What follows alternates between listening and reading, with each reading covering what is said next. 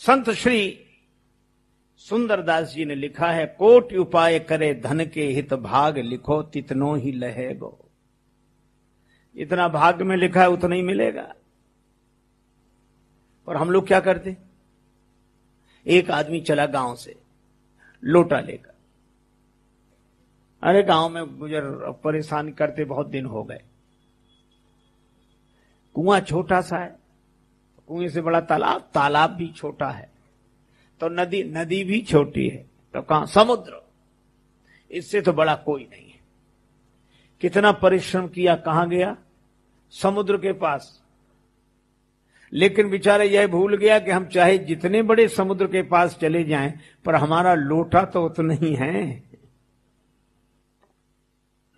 इसी तरह हम चाहे बड़े से बड़े आदमी के पास चले जाएं, पर हमारे भाग्य का लोटा तो उतना ही है, उतना ही भरेगा। कर्म कमंडल कर लिए तुलसी जहां जहां जाहि, सरिता कूप समुद्र जल बूंद न अधिक समाए। बोलो, एक महात्मा फक्कड़ी वाणी में बोलते थे, बड़े मस्त उपदेश प्रवचन तो कम करते। वो कहते थे प्रारब्ध भाग्य, तो क्या करें। वो कहते थे अपने भाग्य में होगा तो भागा हुआ भी आ जाएगा, भाग्य में होगा तो भागा हुआ भी भाग कर आ जाएगा, और भाग्य में नहीं होगा तो आया हुआ भी भाग जाएगा।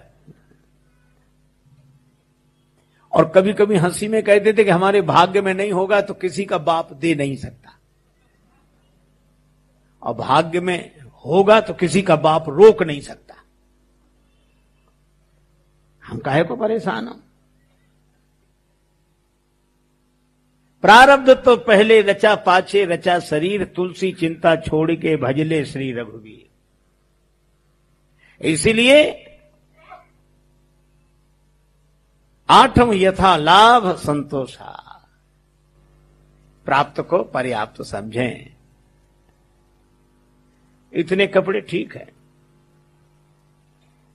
इतना पैसा ठीक है,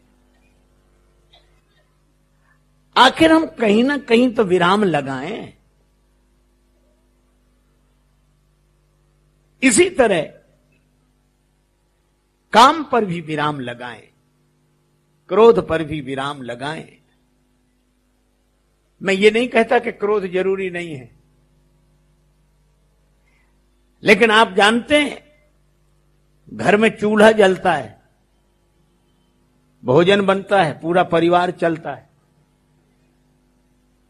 तो क्रोध की आग में आप परिवार को व्यवस्थित करके चलाएं, पर आग चूल्हे के भीतर हो, पर ऐसा ना हो कि चूल्हे में लगी आग घर में ही लग जाए, वह आग नष्ट कर देगी। अगर चूल्हे में आग नहीं जलेगी तो जीवन नष्ट हो जाएगा। तो व्यवस्था के लिए क्रोध ठीक है, और इसी तरह मैं कहता हूं व्यवस्था के लिए काम ठीक है। काम से सृष्टि का उद्भव है, ठीक है, लेकिन विराम तो लगे, और उसके लिए संतोष।